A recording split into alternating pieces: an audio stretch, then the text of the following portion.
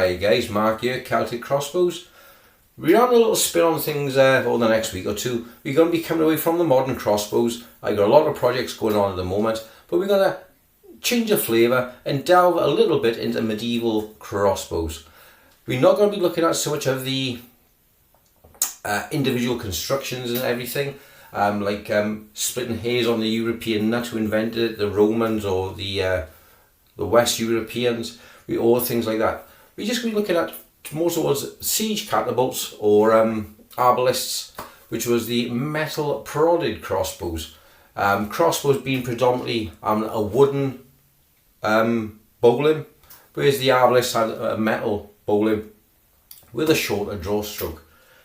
And I thought I'd kick off the season tonight with the what some would call the Ward Crossbow, or ladies crossbow, or child's crossbow.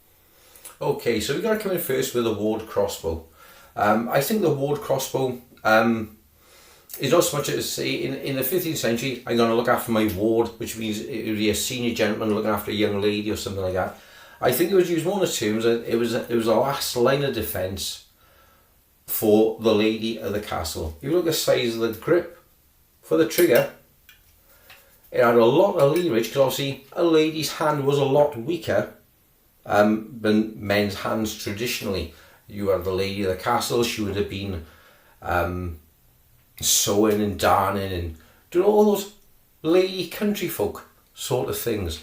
Whereas this would have been a lady in waiting would have probably had something like this, hence the extra leverage of the long trigger to the seer to engage it.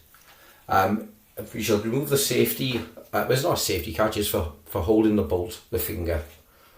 And we have a look here, you've got the conventional rolling nut inside, bringing the camera for locking the crossbow into.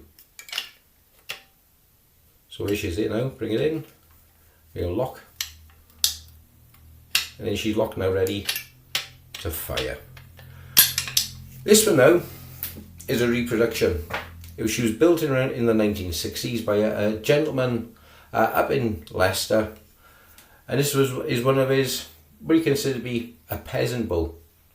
And I explained why we believe this would have been something like this particular style of bow were used by peasant folk as opposed to the wealthy. Todd Cutler got some great videos on his channel of superior German bows which had inlet ivory, ebony, antler, exquisite detailing, especially the Italians. Whereas your peasant would have a much more basic, rudimentary bow. The limb again would have been steel. On this one is actually fiberglass. I couldn't get over an £80 prod for refit into it. But we're going to look at some of the features now which would be exactly the same. Now, for somebody who believes it's as a child's crossbow, let me give you some dimensions.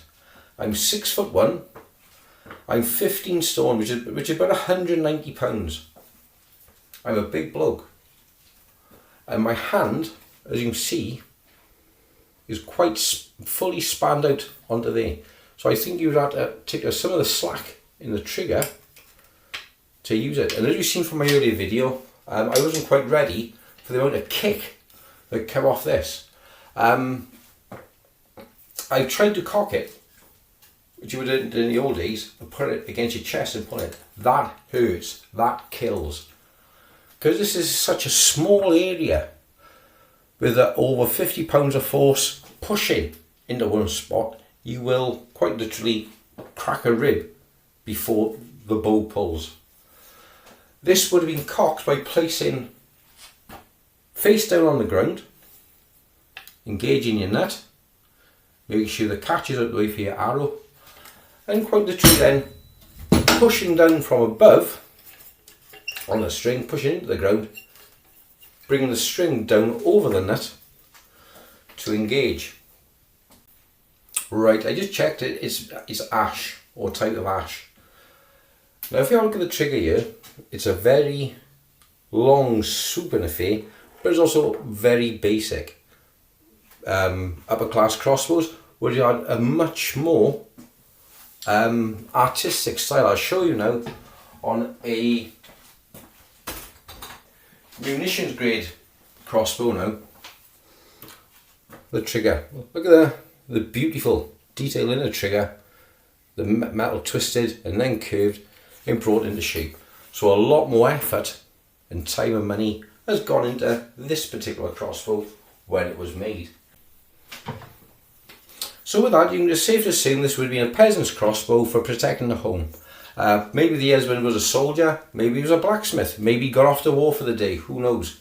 And she needed some way of protecting herself from the wicked sheriff. Naughty boys. So the level and detail in quality of finish is not as good. This would have been roughly at the time, I say about in 1500s, around 2 shillings, which would have been about, let's say, I think about, over inflation, maybe about £4. Your average wage for the year may have only been about £10. So this would have been safe to say this was a month's wages to pay for a crossbow, and a rudimentary crossbow. It was double the price of a conventional bow, which was probably 2 weeks' wages at the time in about 1500. The exact amount I can't remember off the top of my head. I think it was 2 shillings, I think, for a crossbow, and about a shilling per bow. I remember an article of 12 bows being supplied with bolts, arrows, to King Richard, and I think it was 1500, and it was 12 shillings, so that's roughly a shilling a bow plus change for your arrows. And crossbows was roughly double what a bow was. So again, this would have been, say, about 2 shillings or a month's wages for a rudimentary bow, being more the more you went up, like modern hunting equipment today. The nose is lashed, is using twine. It would have been done originally with a mixture of sinew, etc., across the front to lash the head to the riser.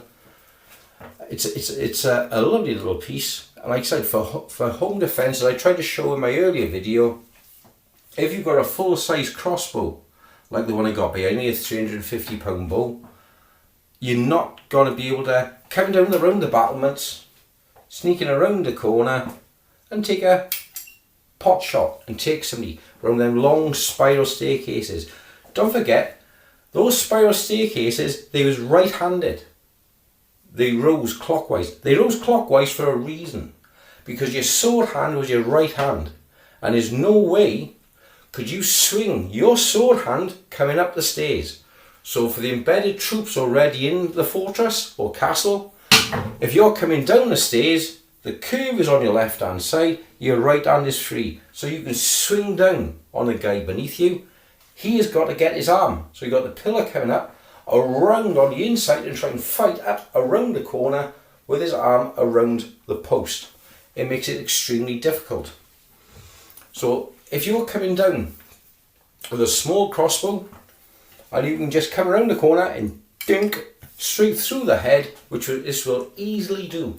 I fired at my back gate earlier, and I was using 450 grain 7.5 inch bolts. I'll grab one for you now. Okay guys, so you're in the staircase, you're fighting, and you've got a big crossbow like this, and you're coming down the stairs, you're trying to hold it, and you shoot downhill. You've got your finger on top of your bolt holding it as well, so you have to hold it like this, coming down the stairs and firing around the stairs like this somehow. This is very awkward to do, very awkward. I've simulated on my stairs at the back, and it is very awkward on a full-size bow. But something like this, easy, lightweight, you've got the finger to hold the bolt, you can quite easily come around the corner, boink, through the head, target eliminated. Now let's have a look at the bolts. Okay, this is a bolt for a steambow magazine equivalent pistol crossbows. This is one of mine. I think it's about, can't remember the size off the top of my head, but you know what they are for and the type they are. I think they're about what's that, 1, 2, 3, 4, 5, about 6.5 inches. So that's the kind of things used on a steam bow. And as you know, they got a bit of sting to them, a bit of kick. This is one of my bolts that I make as well. This is for R9s, but that just happens to work great with that mini crossbow. About 450 grain, 7.5 inches, hell of a tip on it, and this really hammers home. To pull out the fence area of the back gate, I use 2 hands. These are great. Then you compare this to the bolt, which is for the 300-pound crossbow behind. This is actually lighter. This is much heavier. Steel shaft, hazel I think this is, off the top of my head. I'll have to check. But because you've got the razor point, this will just drive straight through anything, whereas that will spread the load of impact, although this is for armour piercing, a bodkin tip. But again, you can see the difference in the size. Not much difference at all. But the size of the crossbow compared, and this size actually works out the best for our mini crossbow. So I'm going to have a work on where I can find better with that bow there. So anyway, we come off the track a little bit. So you're a maiden, you're on your own, you've got a heavy knight, kind of says you with his sword. You may have your little dagger for fighting around the corner of your pillar that says not going to get very far, but something like this would most definitely be used in close combat, indoors, close range, maidens in a room on her own. Here comes the local sheriff, stand and deliver. Oh, I'm going to kill you anyway. And you just wait. When he gets in, you whip it out from under your cloak, because you've got your spring guide holding your bolt on, and just zap him in the nuts. And there we have it, the Ward Crossbow. Wards off strangers, could have been for that. Ward has got many different terms over English over the centuries. Those who are familiar with English, is about 5 different types of ward. There's a ward in a hospital. There's a ward where you look after someone. There's not a ward, ward, just ward. A ward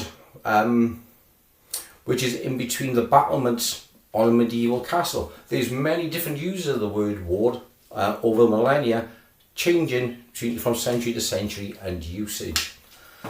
So it's for this reason I believe this Ward crossbow would have most definitely been used in close range by a lady in self-protection, and make sure she was protected or her mistress. And that's all we got on this one. I'm going to be doing a follow-up video of using it, and the next on the series will be on the lightweight crossbow before we process onto a whip crossbow, possibly goat's foot. And maybe if Kevin X comes over in a couple of weeks' time, I might see him pinch his Cranaquin or windlass bow off him. Or maybe Todd. I don't think so. But, thanks guys. And I tried to research the best I can. And the information on medieval mini crossbows was very few and far between, but they were definitely around about £80 in draw weight. This one's about £55, and